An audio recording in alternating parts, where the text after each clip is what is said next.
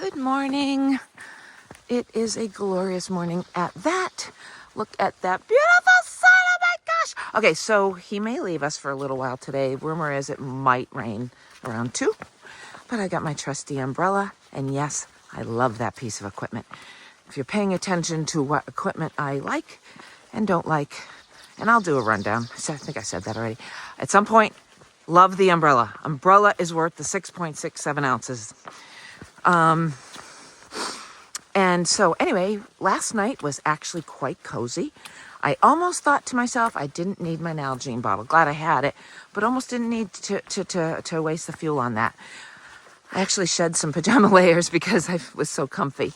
But by morning, the temperature had dropped, and I put those layers back on before crawling out of the sleeping bag. So I had wanted to mention, because I didn't. Remember a couple of shelters ago, I said there was a warning for heightened bear activity? Well, there was one for last night's shelter as well. I haven't seen any bears. So disappointed. Yeah, I don't know what I would do if I did see a bear. But I thought for sure if I was going to see a bear, it would be in the Smokies. But alas, no bears as of yet. Supposedly somebody saw a bear a couple nights ago, but I don't know. I think there's a lot of rumor and gossip on the trail that may not exactly be true. Okay, so as I showed you in the video last night, the shelter was different because we were the caged animals and no privy. So I pre-dug my cat hole. Just for the record, wanted y'all to know that worked out spectacularly. That will be something I do going forward. Dig the hole. I put a nice big rock in it with a bunch of sticks. I did announce to everybody that was my cat hole, and nobody goes using it thinking it's just some random hole just there for them to use. Maybe I'm not the most favorite person in the shelter last night. I don't know. I'm kidding. So, but I did announce this morning that it worked out very well, and they all laughed. So that will be my habit. I am going to do that because, gee whiz, waking up in the morning and am I getting too personal here? Hey, if you're going to go hike the trail, you need to know these types of things. But it worked out very well. Okay, so no bears, no privy. What else did I want to tell you? I have changed my plans. I don't know what I told you yesterday. Gosh, it was so long ago. Yeah. I know yesterday I was going to go 13 and a half miles, give my legs a break. I didn't. I went just under 20. I got to the shelter at like, look at this. Oh, live and in person. Reality TV. As it happens, I think I am exiting the Smokies. To which I have something to say about that. Let's see. I may have to put the phone down, but look at, I am. AT through hikers, deposit your permits here. So when I entered, I had a 2-part a permit, right? A top half that went in when I entered, and now a bottom half that I need to put in there when I leave. And, yeah. So I'm going to stop for a minute because I have to dig that out and put it in. I am officially exiting the Smokies. Woohoo! All right. My thing, I'm officially leaving the Smokies. Here it goes. Look it. I'm following the rules. There it is. Not to be. Ah! Well, that's exciting. I am officially out of the Smokies. So I'll finish my thought, and then I do want to talk about the Smokies, because did you kill this bear? How sad. How sad. Visitors threw garbage and over time habituated the bear to lose their fear of humans, and then they had to kill it. That is just horrifying. That is sad. Newfound Gap. Newfound Gap. Nope, that's the wrong way. We're going over, I don't know where we're going. But there's Wilson. So, Wilson, where do I go? You know what I would guess? And I will look if I don't see a blaze quickly. I'm going to guess it's these stairs right here. It always seems to be the way with this trail. Someone put some really nice little stairs there, but without a blazer sign. I don't trust anything. This truck, way too long for me to be making mistakes. I see a sign. Oh yeah, I gotta go this way. Yep, sure enough. It's Davenport Gap, which means, yeah, because that's further down from the Davenport shelter where I stayed last night. Okay, change of plans. So the only reason I wanted to stay in a hostel tonight was because I need juice in my phone battery. And so I thought maybe if I stop at Standing Bear Hostel, maybe, all right, this is cool. So the next 94 miles are maintained by the Carolina Mountain Club. Yeah. Next 102 miles, blah, blah, blah. Very nice. Mount Katahdin, look at Mount Katahdin, Maine. I only have 1953.9 miles to go. Woohoo! Howdy. Hey, there was my shelter mate last night. So anyway, if they will, they have, a resupply. If they'll let me buy a couple of nights worth of food, and I guess they sell frozen pizza, then I'll buy a pizza. If doing that, they will allow me to charge my devices while I do that stuff, then that's all I'm gonna do there. Because I really would like to save my hostel budget for hot springs, which is, counting today, 3 days away. I can't make it 3 days without my phone, so one way or the other I have to do something. And there really is nothing in between Standing Bear and Hot Springs as far as electricity. So hopefully they allow that. If they do, I will just charge up enough, maybe all, we'll see if they let me, but charge up enough to hold me over for a couple more days. Now, from the Davenport Gap Shelter, it's 3.5 miles to Standing Bear. I am getting such a slow start. I mean, 8:15 wasn't a bad, what's the word? Hitting the trails by, but I stopped. I had to make a phone call. The heating company was at the door trying to get in the house. My husband must have been on a phone call a work call, because the guy calls and says, nobody's answering the door. I'm like, oh, for crying out loud, there's a key. I'll tell you where. Anyway, then he walks in and yells hello, and of course my husband screams back. He just couldn't answer the door, whatever. So had to deal with that little trauma back home. And then I stopped and talked to a really nice guy. But here, perfect opportunity. Guy's name is Jack. His wife's name is Crazy Legs. She is sectioning. That means she's doing sections of the trail at a time. Not a through hike all one go, but she's going to through hike. It will just be sections at a time. And he was hiking in to meet her, which I thought was just really great. So good for you. And so I chatted with him for a few minutes, and lo and behold, don't I learn, he was born in Worcester. And when I said I'm from Massachusetts, he goes, oh, where? And I'm like, oh, a little town you've never heard of. He goes, try me. He said, I was born in Worcester. I said, oh, well, then you might just know it. So anyway, they were both born in Massachusetts, moved to Maine. So she's already done the northern trails, and now they're here. Go ahead. Are you going the whole way? I am sure trying. That is the goal. What's your name? So Karen, but my trail name is Trinity. How about you, bud? A Mexican lip balm. Mexican what? Lip balm. Lip balm. Mexican lip balm right there. Younger than me and hauling fast. Yeah, I have to go with younger because otherwise I can't live with myself. So anyway, they were a lot of... I'm 65. What's that? I have a really good skincare routine. Oh, you're really 65? Way to make me feel like nothing. Anyway, no. Have fun, buddy. Godspeed. Happy trails. So they were a lot of fun at the shelter last night.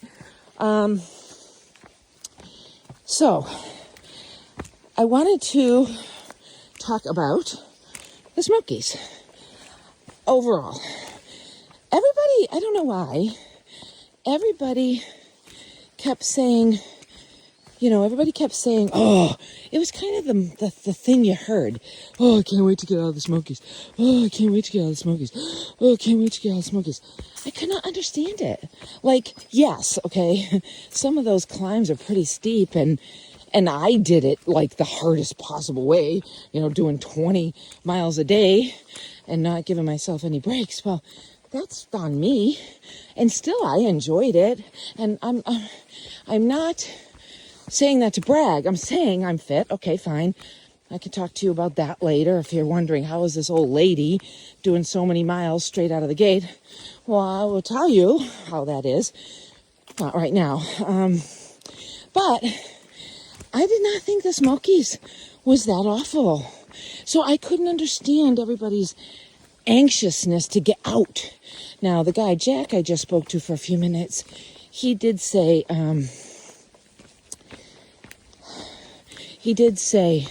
this, it's the regulations.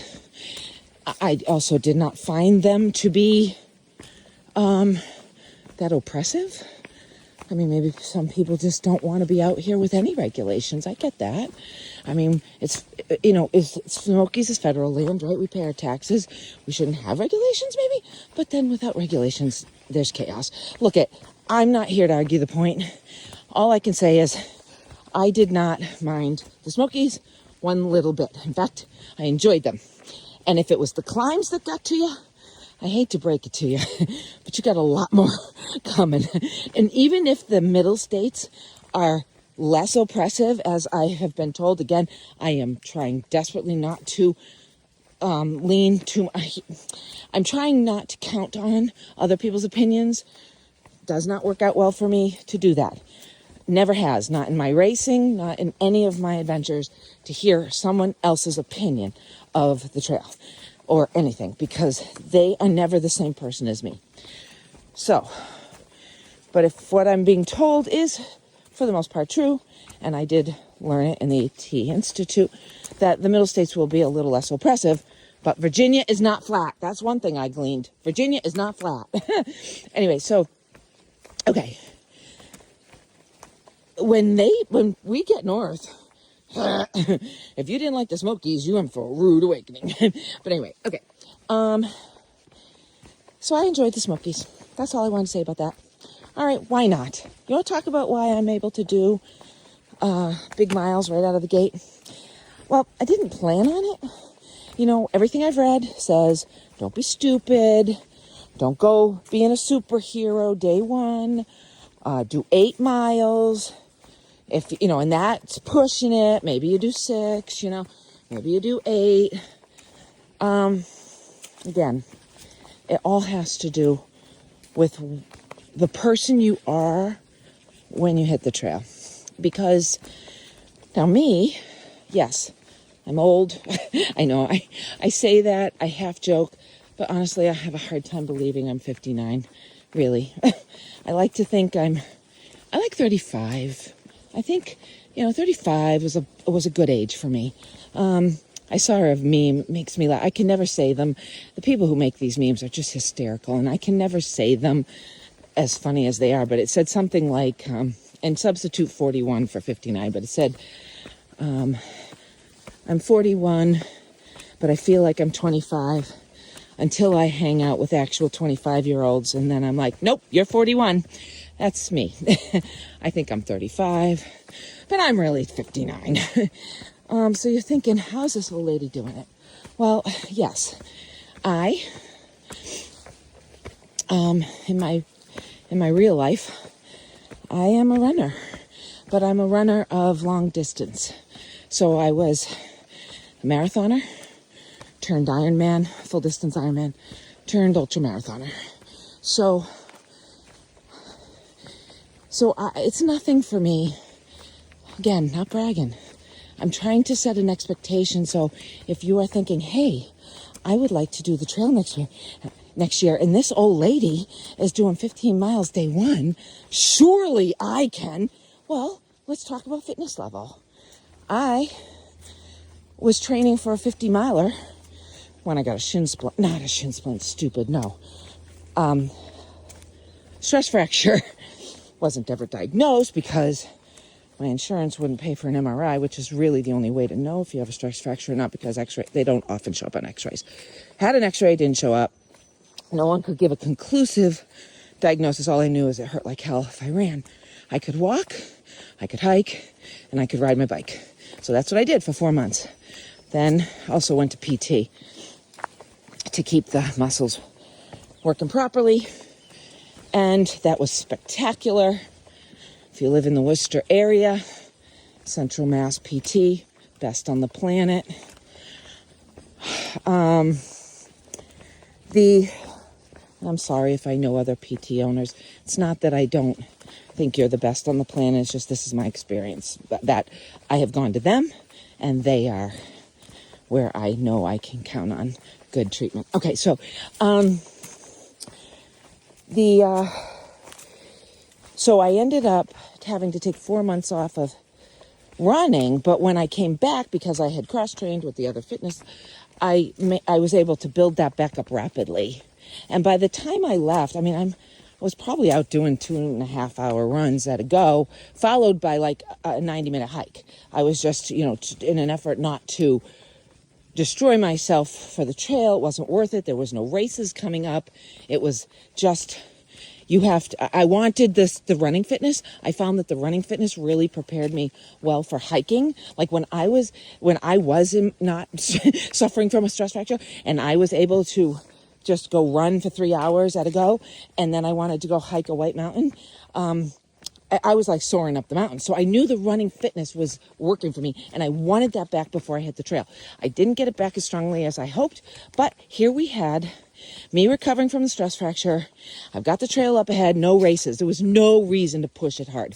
So I think 2.5. Let's go conservative. Let's say it was 2. I was running 2 miles, trail running. This is trail running. I haven't run pavement in a long time. Trail running, 2 hours, and then follow that with a 90-minute hike to just get the fitness going. I came into this very strong. Okay, that's my point. I came into this very strong. Okay, and when I tell you ultra runner, and it's not like I do this every day. I don't do 5 a year. I'm not like a crazy beast. Can I tell you, people in my running circles that I don't actually get to see anymore because I was in the best multi-sport club on the planet, MRA multi-sport. Megan, Alex, thank you guys.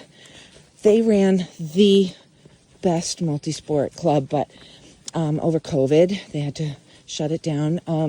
Saddest day of my life. But that's where I met all these people.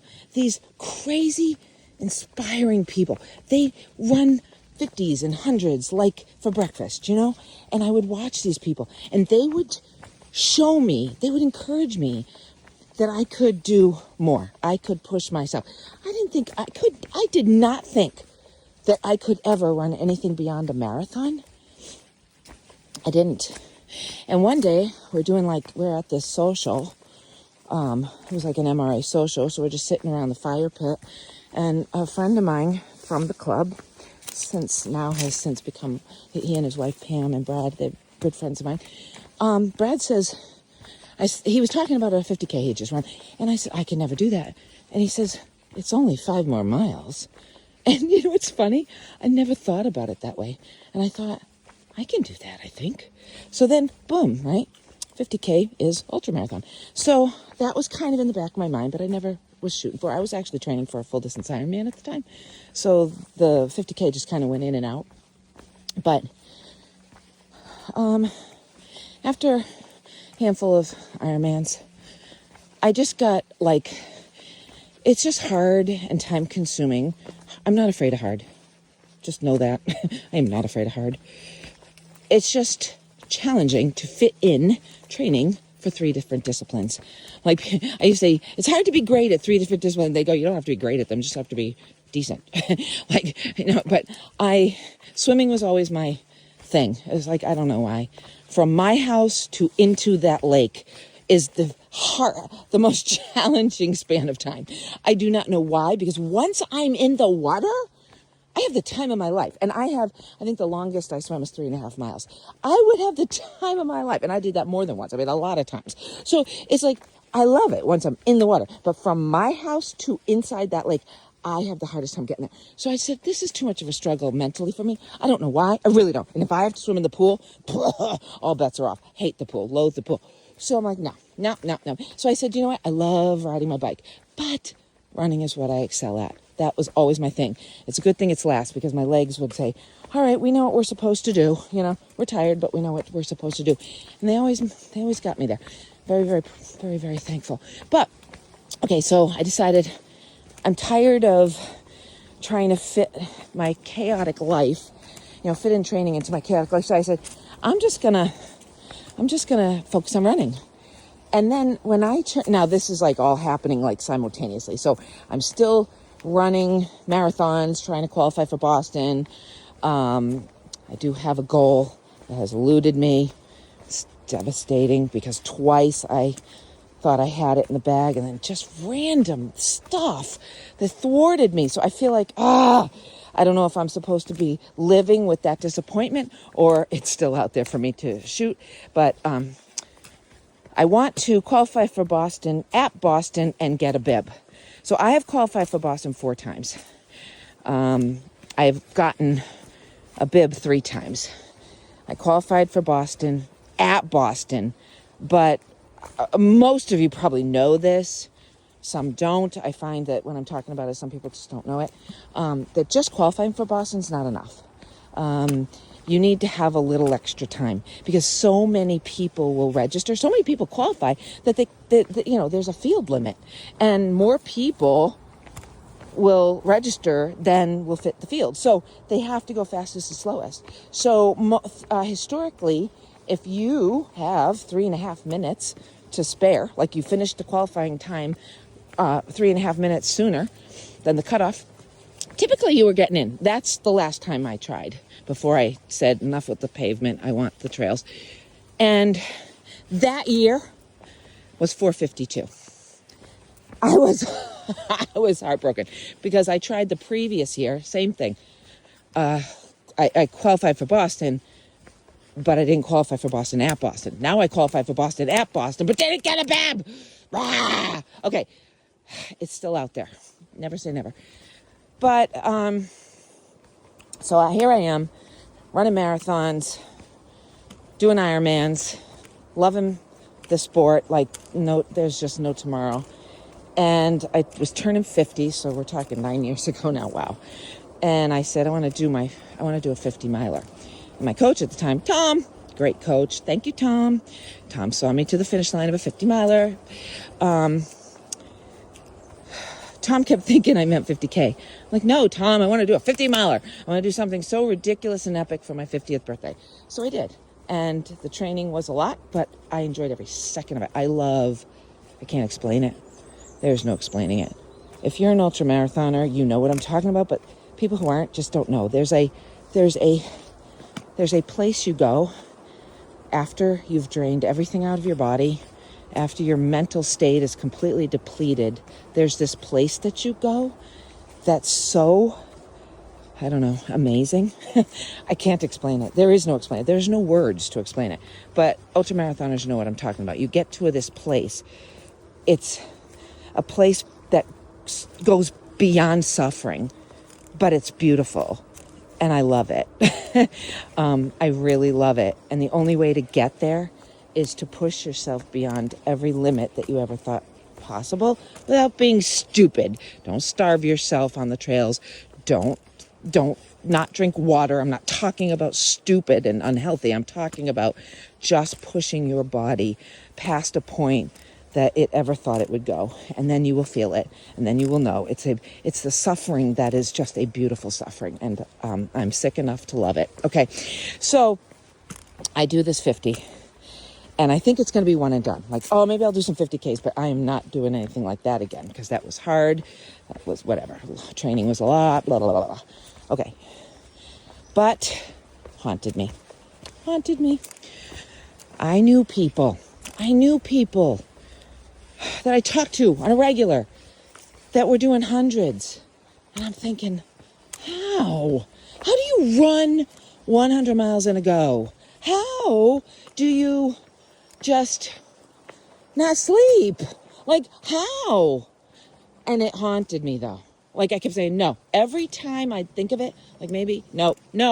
You like your sleep too much. No, forget it. You're not doing 100. And then the day came. I was talking, actually, okay, best podiatrist on the planet. I got to tell you, I have the best wellness care, wellness, what's the word? See, I have no brain left. I have the best wellness team. That's what I want to say. I really, truly am blessed beyond measure. I have the best wellness team. They look out for me when I need them. So the best podiatrist on the planet, Neil Feldman at Central Mass Podiatry. They also, like Westboro, and I don't know, they have other, it's not just Central Mass anymore. So if you're within driving distance, that's where you go. Neil is also a many-time over Ironman and ultramarathoner, but he makes me look like a wicked lightweight. Can I tell you? He's such a beast. He does Leadville and does Leadville's series. Like, he does a bunch of Leadville stuff all in one year. Okay. I'm sorry, that is not me. I thought maybe I'll go hike Leadville sometime.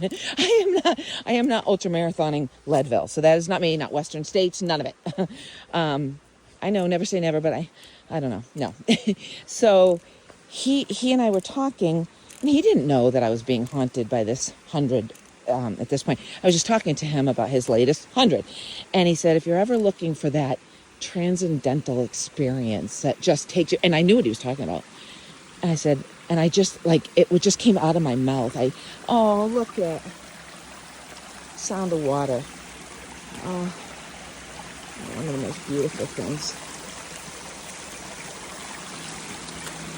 It's slipped out of my mouth in a whisper. I said, I do. Like, if you ever want, he said, and I said, I do. And that was the end of it. It was done. It transitioned from not would I ever, but when was I gonna? And so I researched a bunch of races. I found one that I really wanted to do. It's called Ghost Train. If you ever want to do an ultra, again, I'm very opinionated on things that are my favorite. Ghost Train is my favorite, but I will tell you, it is a rail trail. It's flat. There's only a tiny amount of elevation. So it is a flat course. Some people find that boring. I think it's the funnest race on the planet because they go out of their way to make it super, super fun. In fact, I'm wearing their hat. It's my favorite hat. So I just said to my husband one day, I didn't register yet. I said to my husband, so I said one morning in January, races in October, I said, I think the time has come. And he looks at me, and my husband knows. He knows, shoot, what is going to come out of her mouth next? Like, he just knows. And he had this look. It was almost pained, almost like, what now? And he goes, for what? And I said, I think I have to run 100 miles. He picks up his coffee and he walks into his office without saying a word. And I thought, okay, well, now that he's on board, and that was the rest. I registered for the race and just started training my tail off. And that's when I met Will at Try Hard. That's the name of his coaching. And he coaches from anywhere. So you don't have to be in my area. He coaches from anywhere. He coaches people in Australia.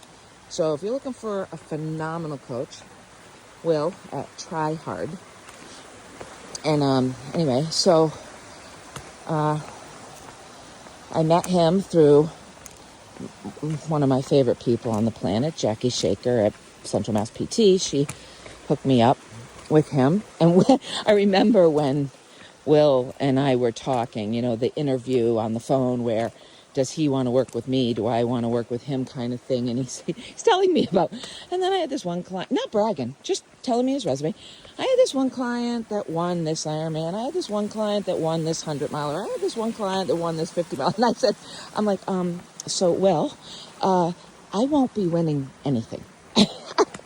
I just need to finish. And he's like, oh, yeah.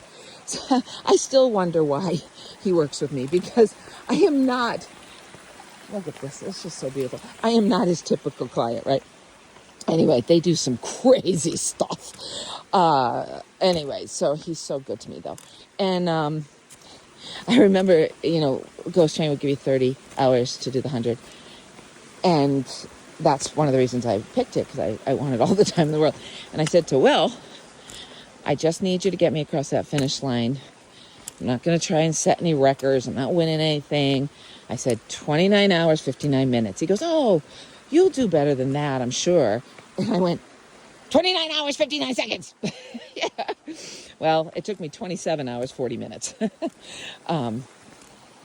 And it was the most amazing experience and the most satisfying, euphoric finish lines I've ever experienced. I would love to do it again, but the training is a lot. Never say never, right? So now I have kept my ultra running to 50Ks and 50 milers. I did do 100K. I did do that a couple years ago. So what's my resume? 100 miler, 100K, 50 miler, a bunch of 50Ks, bunch of marathons, bunch of Ironman. So now you say to yourself, I know that was a lot of ramble. I'm sorry. I hope some of you quit, because you didn't need to hear all that.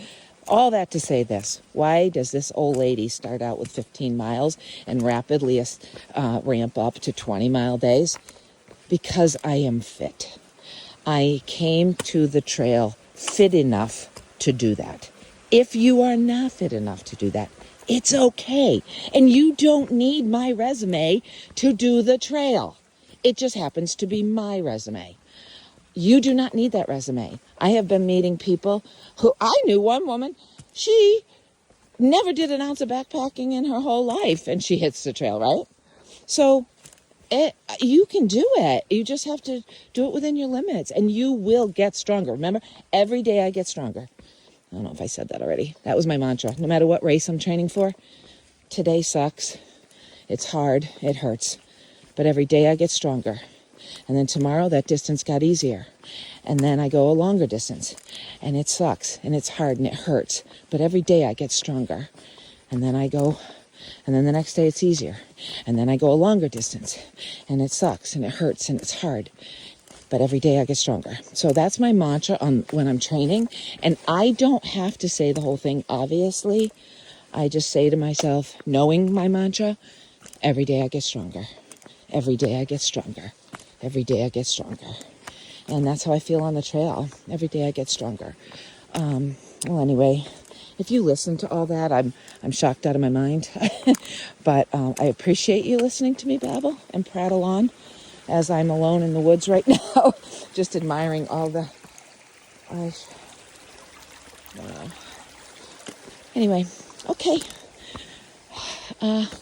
Unfortunately, this might be a long video day because I still haven't even gotten to Standing Bear, where I'm bound to take some videos. So, hey, some days are short, some days are long. Talk to you later.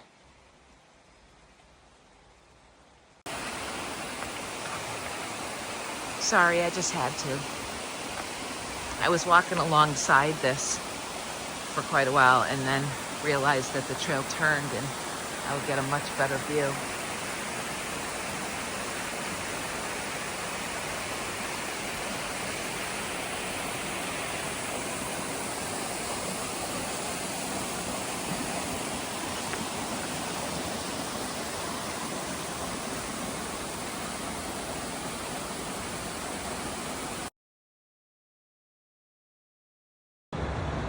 Bit of a road walk. actually asked a hiker who was sitting. I could have checked the app, guys. And it's funny, I'm like, yeah, so I'm on this little road walk. It's over a bridge. It's absolutely beautiful. I'm like, oh, okay, everybody's seen a bridge. They don't need a video, but have you seen a bridge with Wilson's painted on them? Maybe not. Anyway. Okay, I am really running out of juice, so I have got to stop. So I'm going to give you a quick tour. Porta John's. I'm going to give you a quick tour. I think this is one of the places I could sleep if I were staying. Another one I could sleep if I were staying. This is like the coolest place. And you know what? If not for my struggle, I might never have known my strength. Amen. Uh-huh. I don't think I... There, how are you? Did I see you in Fontana? Let's see. Pause. Okay, let's resume our tour. So these are the bunkhouses. That was Blazer. I had seen him at Fontana Dam, and he was just passing through as well. But see, this is like just too cool for words. Like, see, wait, I don't know what that little building is. There's all these zillions of outbuildings. Would never fly in Massachusetts. Hello. Hello. Nice fire. We got laundry here. And unlike the write-up, they do have a dryer. So that was a surprise, had I known. Got all kinds of trash and recycling here. Like, these people get me. And then we have a little kitchen, right? So you can buy a frozen pizza and cook it yourself in this nifty little contraption. I was going to do that, but I didn't. I have a sink. I washed my face today, but they got everything you need, right? And this is the little charging station. How convenient is that? And, you know, here, I should sign the book. I will. So I don't know why, but I had my mobile charger in a plug. It wasn't charging, didn't notice. I put it into a new plug and now it's charging. So I'm staying just a smidgy later than I had intended. So let's see. Can I shimmy? I'll shimmy. Let's shimmy. All right, so then up here in this building here, oh, I don't need to shimmy, there's plenty of room. In this building is the resupply. And, oh, look at frozen pizza. Yeah, pizza. And then this is their house, which you have to knock to enter, which you have no reason to enter because it's their private space. So ignore it. They are allowed to have a private space. They give you a lot of their property. Let's see. No, we're going to walk around this way. And then we'll go this way. And so I arrived. The reason I didn't get a pizza is because I just happened to arrive just in time for breakfast. And it was served here. And we had eggs over easy, bacon, and toast. And it was phenomenal. Anyway, that's about it. But it's a fabulous place. Absolutely fabulous. Onward and upward. So I'm not sure what this is. If it's anything special or just Wilson showing off. But it's kind of a nifty AT marker. But look at that sky, huh? There was talk of possible rain at 2. But we are looking at 3:30 and I haven't seen an ounce of rain. I'm happy about that. Someone said that I won't see any rain until Saturday, but I know how the weather can be around here. And I am constantly on the move, so who knows? That could have been in that spot only. Who knows? Who knows? All right. Not sure. Thankfully, it's flattening out. I just spent a long time. I don't even know how long, but it was a very long, not arduous, but long slog uphill. A couple of flat spots just to catch your breath, but for the most part, it was just a long uphill. But it has flattened out, and it looks meadow-like. Not sure, but I've already filmed for 1.5 minutes, so I think what I'm going to do is hang up, and if it turns into anything spectacular, I'll open it up again. Okay, so I said I would film anything at the top that might be spectacular. I think this is very sci-fi, actually, but the map says it's a strange-looking communications facility. So here we are, a very sci-fi looking, strange communication facility. But you know what else we got? This. Now, I don't know this. We got this. I guess this is Snowberg Peak.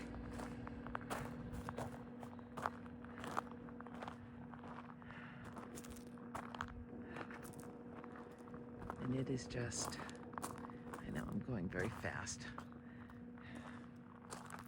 I don't know. It's like 360. Well, that's why I climbed for the last who knows how long. 2 hours, it seems like. Let's see. I literally left Standing Bear at 1. It's 3:30. I climbed for 2.5 hours. That's insane. I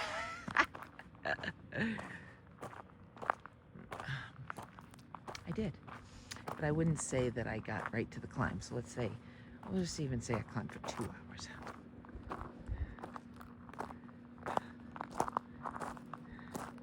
For this? Are you kidding me? All day long. Well, good thing, because that's what I'm doing. All day long. It's climbing for this. Oh my gosh. Like, come on.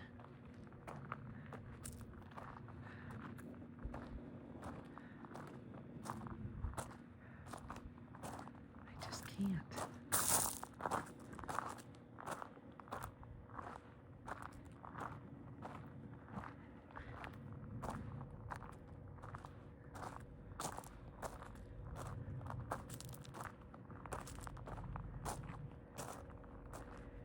All right. If I didn't do 360, I got close, so I'm gonna hang up there. I want to get to the next shelter, but I also want to experience. I don't want it to be just shelter to shelter to shelter to shelter, so hyper-focused that I miss this and sci-fi communication facilities, because this is what makes it cool.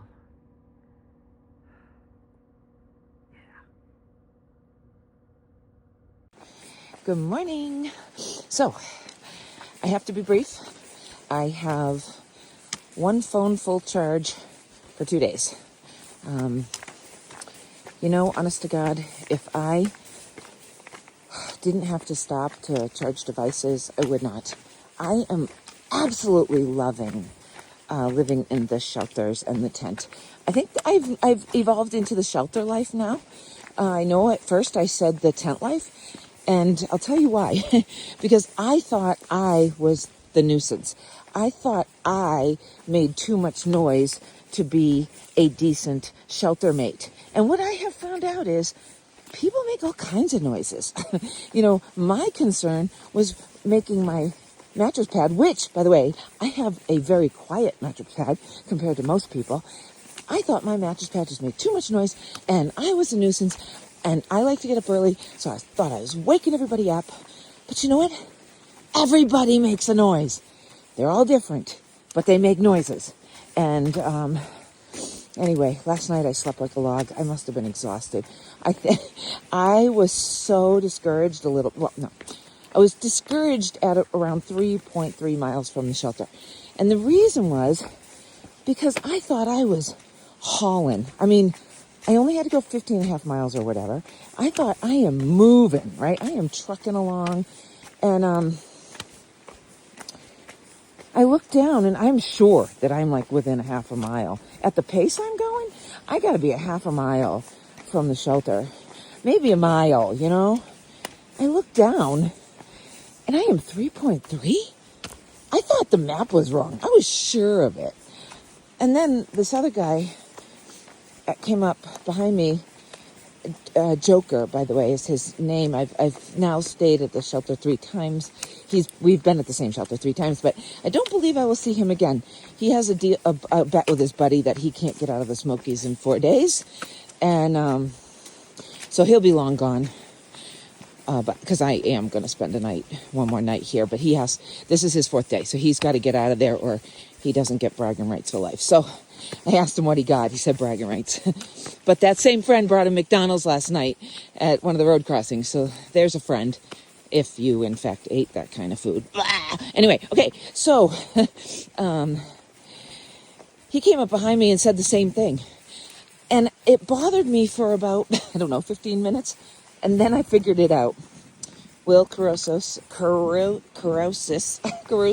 I know how to say your name, sir. My brain is half dead.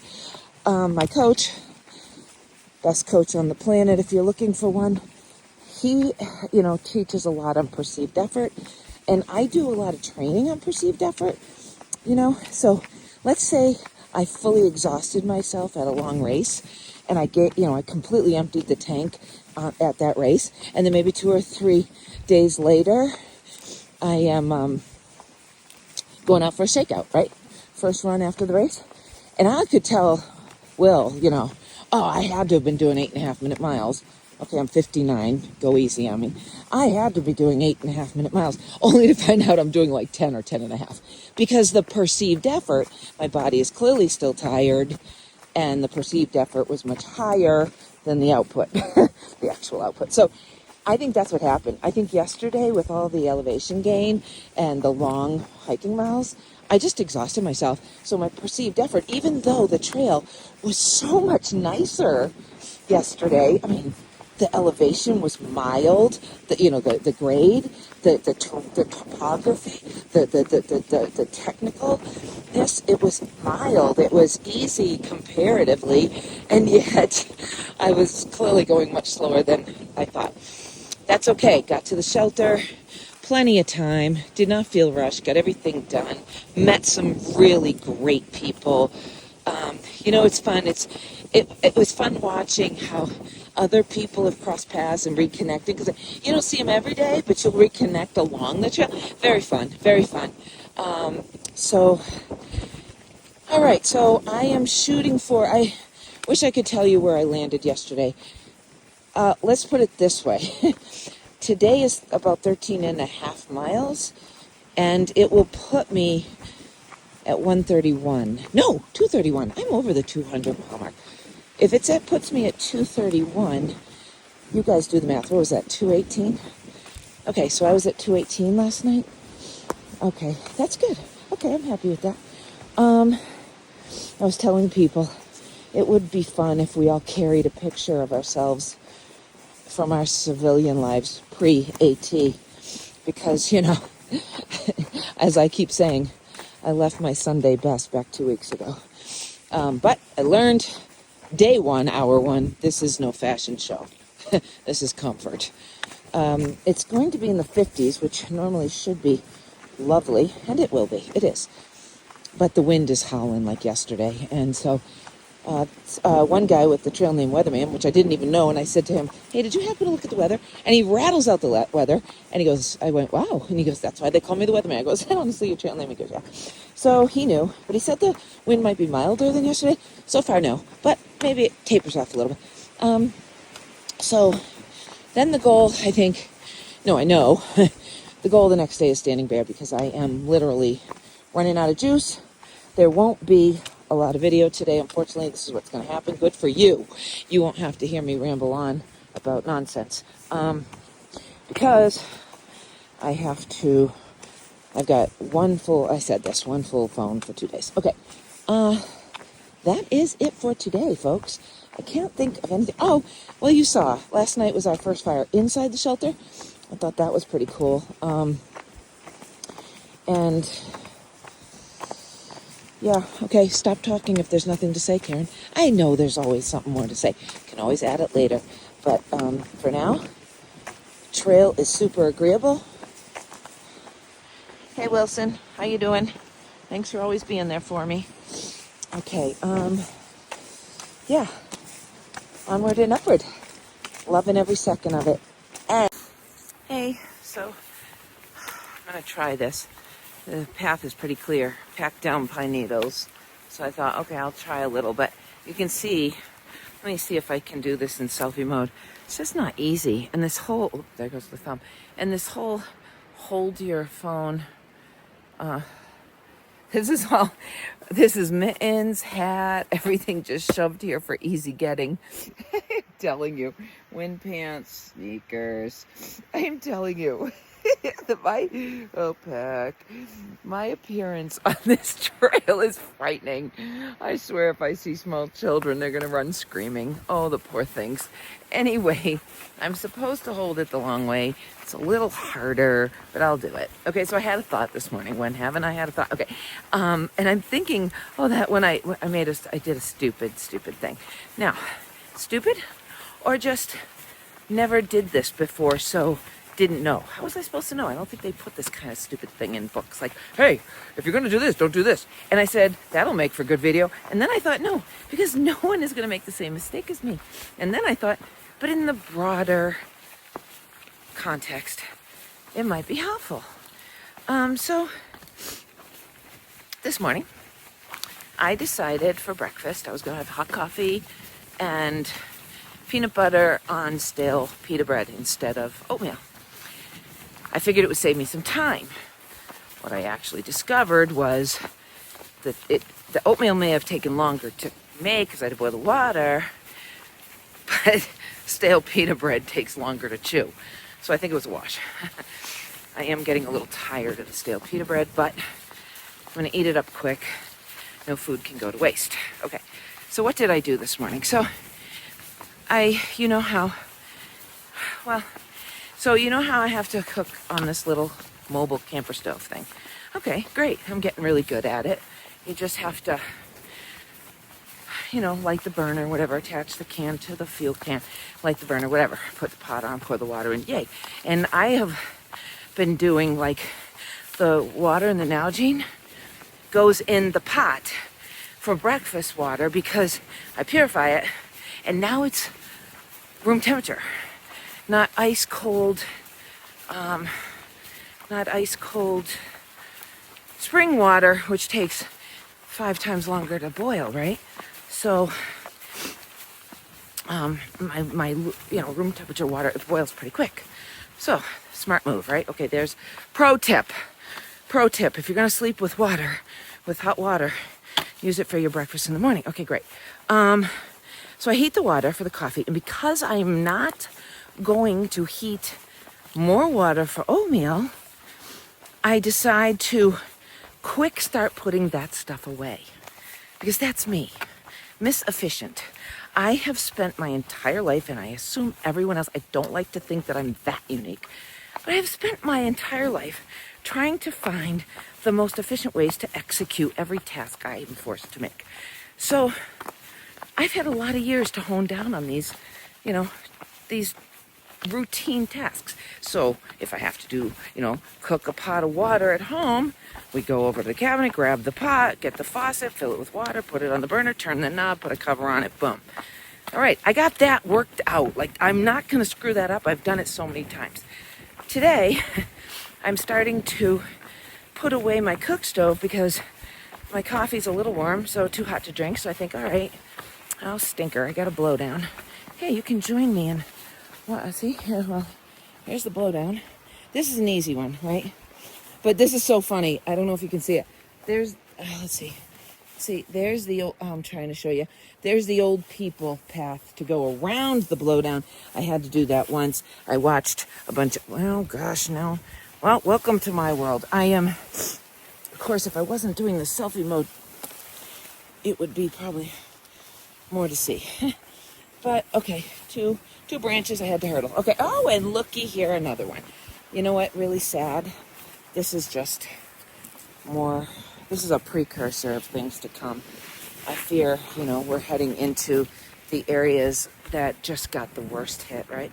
Okay, so back to my blunder this morning. So now I got a glove hair in my mouth. All right, so my coffee is too hot to drink. So I figure I will start putting away my cook stove. Yes, I've done this now for 2 weeks, but it's still not a task that I've worked out every bug on, right? I still got bugs. I didn't know I had bugs, but I learned today I do. I gotta reposition this because my hand is getting tired. Okay, so I unscrew the little burner thing from the fuel can. And I think if you remember, if anybody bothered, I say that because it's so long, maybe you spared yourself the agony. But my 30-minute gear video, I am keeping my little cook stove thingy in a bubble wrap pouch because I don't want it to scratch my pot. Now, do I have to worry about my pot getting scratched? I don't know. But in life, I've learned that metal and sharp objects don't usually pair well. So I got myself a very lightweight, tiny little bubble wrap case that I put my cook stove in. Well, I know on a logical level that cook stove thing stays warm for a little while. And sometimes I actually hold it and take advantage of the heat. But I was in a hurry because I'm not supposed to be hurrying. No, I just wanted to be efficient. So I start putting my kitchen set back together. And you already know what I did, right? I put the cook stove into my little bubble wrap. And I noticed like this weird little, it looked like, well, I know exactly what it was. It was like a long piece of plastic. And I go, what the heck is that? So I go to pull it off, like, I don't know what that is. And then I saw what I did. The cook stove was still a little too warm to be anywhere near plastic. And I'm like, oh my gosh. I pull out the cook stove and it had melted itself to several points within that little bubble wrap pouch. I'm laughing now. It wasn't funny then. Well, I quickly whip it out. Take it out of there. And I realize now I've got melted plastic all over my stove. And I'm thinking, this is probably not good. When I go to fire up that stove again, what the heck am I going to... Is flames going to be bursting out all over the place? But the good news is the air was so cold still that the melted plastic solidified really quickly. And I was able to pick off. It felt like forever. I'm sure it was only a few minutes. But in my fast-paced, efficient world, that was forever to pick off all these little pieces of plastic. And it is now back to as good as new, and my little bubble wrap is no worse for wear. So, good. Now, what I would love is to not have to repeat that in order to learn it. I'm really hoping it's a one and done, okay? But what I wanted to say was, this first 2 weeks-ish, I assume maybe a month, maybe even all 6 months, until this stuff becomes so... what did I try to say? It was that, though I've executed that task for 2 weeks now, it is not a permanent fixture in my habit life. So, something new came up, right? And this is probably going to happen. I'd like to say I will have it all figured out within a month, but it might still be learning things 6 months from now because new things will be happening. Things that are, again, out of my normal routine, out of my habit life. Things I have not honed down to the most efficient way to execute them. So what I say to you all is, as you are embarking on your journey on the Appalachian Trail, offer yourself loads of grace. Like I said in the beginning, it was really stupid because, I say that because I'm super harsh on myself, but not in a bad way. When I call myself stupid, it actually is motivating. I know they say, don't, your self-talk, it's the worst thing. And for most people, it probably is. For me, I'm just like, no, it's motivating. Anyway, so, have grace.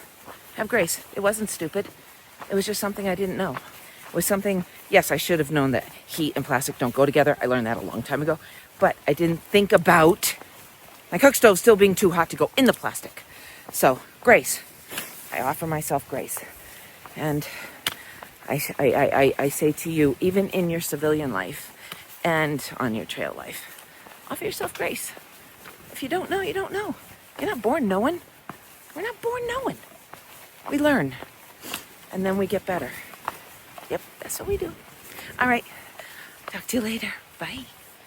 Wow. Let's figure this out. I've seen these a few times. Just like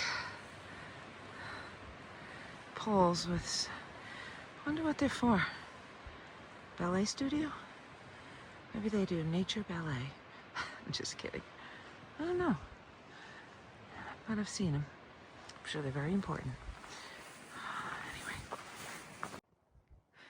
I wanted to just show you, I've come upon some of, a bit of the forest devastation that, from Hurricane Helene. I don't know how far this is going to go, but I'm not surprised. I'm up high, so it doesn't surprise me that hurricane winds would be toppling these trees. But so you can see,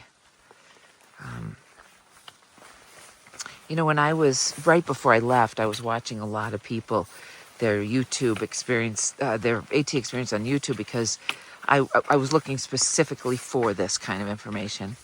I suspect that the people who are still heading out to this year, well, I think they're already on the trail. My guess is there's probably not too many that haven't left yet. But if there's anybody looking for this kind of thing, I don't know where I am. I don't know where I am. Oh, look at beautiful. Oh, look at this sky. Oh, look at that sun. Look at that sky. But look at this, is just so sad. These are so way up high that if, the hurricane winds are coming through, I'm not surprised they all got, toppled. But, the people who, I can't do it. I can't speak to it quickly. It has to be like really heartfelt and thought through, because the amount of work, and I don't even know, it's not just trail maintainers. It's not just, what do you call that? Clubs, trail clubs, but so many. Let's see, I'm gonna come back this way. I'm not even sure what I'm gonna do. I think I'm gonna, all right, I guess I'll come over this way. It's just so many people. Hikers, southbounders, who didn't get to finish because the hurricane came through. Other AT hikers, pass-through hikers, just everybody. Oh, you know what? All the evergreens. It smells like Christmas right here.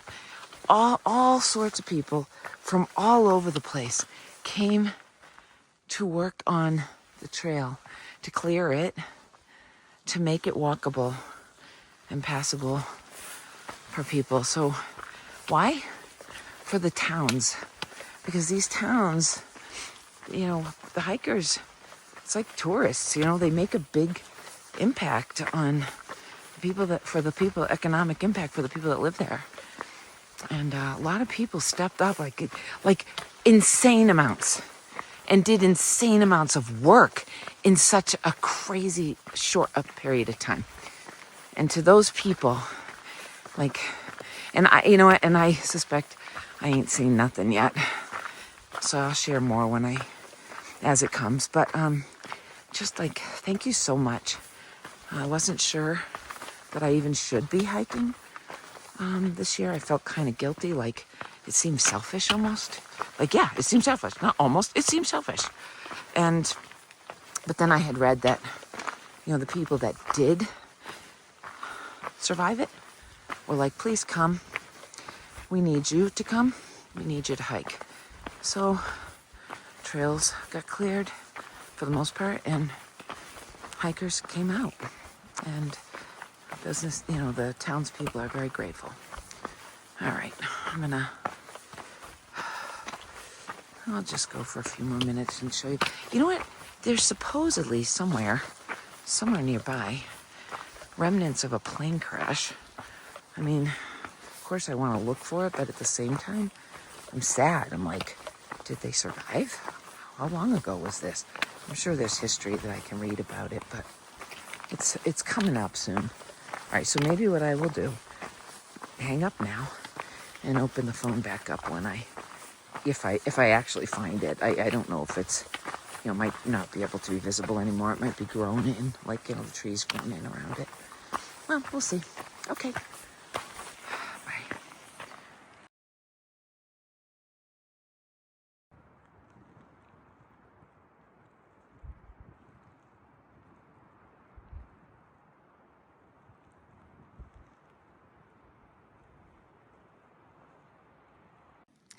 So here is tonight's shelter. It's a little bit different, a little bit more interesting. So check this out. Instead of us trying to hang our food bags and keeping the bears away from our food, we're the caged animals. So now we're the animals on display. The bears can come and view us from the outside in. And, there should be a sign, no feeding the animals. Actually, Ninja says, yes, please feed the animals, please. So here is, and this is somebody's tent who decided not to stay in the shelter. And pretty cool. Now, what also, so water's down there. There's a very nice little piped spring. Means there's a PVC pipe that's just directing the, there's our view. That's where I'll be watching, looking for breakfast. When I eat breakfast, I'll be watching that direction. But guess what's up that trail right there? The toilet area. No privy here. So I, being efficient and all, proactively dug a hole, stuck a big rock in it so no one would trip, and my cat hole is already pre-dug in case I need it. Anyway, okay, time for dinner. I am making, let me see, I'll show you. Why not? Isn't this just so interesting? I have it in here. I might not be able to get it out. It's, let's see. It's the mac and cheese. There it is, Mountain House mac and cheese. Oops, it's time for a stir. And that, my little pouch keeps it hot. But anyway, all right, thought you guys would get a kick out of this. And there is, let's see, right there, there's my bed for the night.